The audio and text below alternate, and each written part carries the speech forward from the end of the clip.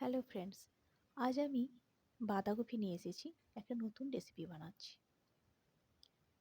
বাঁধাকপিটা খুব সরু সরু করে আমি কেটে নেব। উপরে যে গ্রিনটা থাকে, খুব ডার্ক গ্রিন, সেটা আমি ফেলে দেবো। আমি ইউজ করি না ওটা।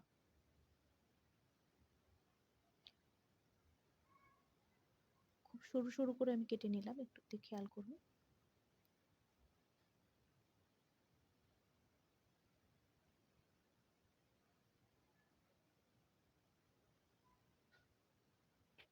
আমি এখানে জল বসিয়েছি, জলটা গরম হয়ে গেছে।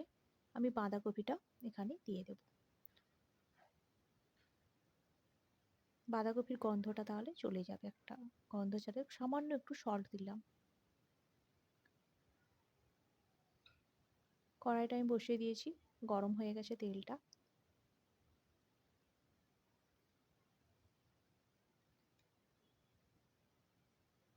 আমি এখানে আলু যেগুলো কেটে রেখেছিলাম, সে আলুগুলো আমি ভেজে নেব।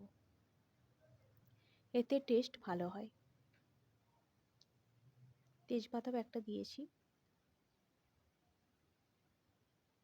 টমেটো দিলাম, মিডিয়াম সাইজের একটা টমেটো।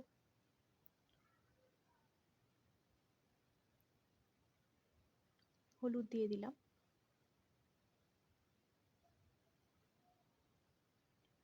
সল্টও দিলাম, পরিমাণ মতনই দেবেন ওটা। লঙ্কার গুঁড়ো আর কসুরি মেথি ছিল, দিয়ে দিলাম।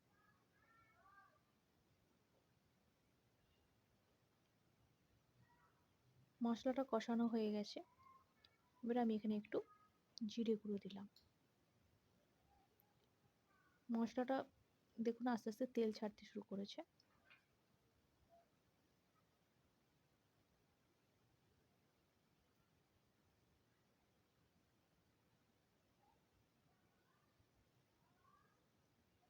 বাঁধাকপি আমি জলটা ড্রেন করে দিয়েছি। বাঁধাকপিটা আস্তে আস্তে এখানে দিয়ে দেবো।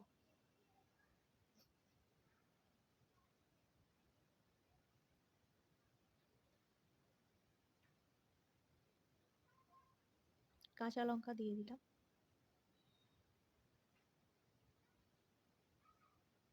মশলাটার সাথে খুব ভালোভাবে মিশিয়ে নিচ্ছি।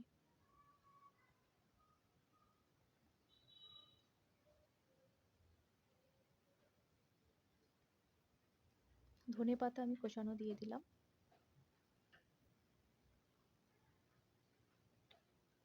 সামান্য একটু জল দিলাম, যাতে বাঁধাকপির সাথে মশলাটা খুব ভালোভাবে মিশে যায়। আমি 10 মিনিটের মতন এখানে কভার করে দিলাম লো ফ্লেমে।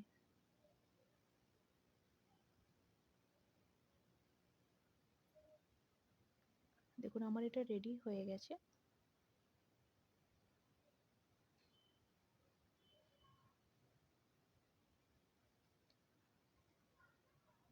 এখানে আমি একটু গরম মশলা দিয়ে দিলাম।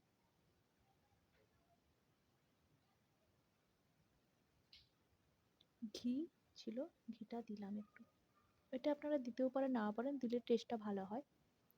আমার এটা রেডি হয়ে গেছে। আমার ভিডিও ভালো লাগলে অবশ্যই আপনারা লাইক করুন, সাবস্ক্রাইব করুন, কমেন্ট করে জানান কেমন লেগেছে। থ্যাংক ইউ আমার ভিডিও দেখার জন্য।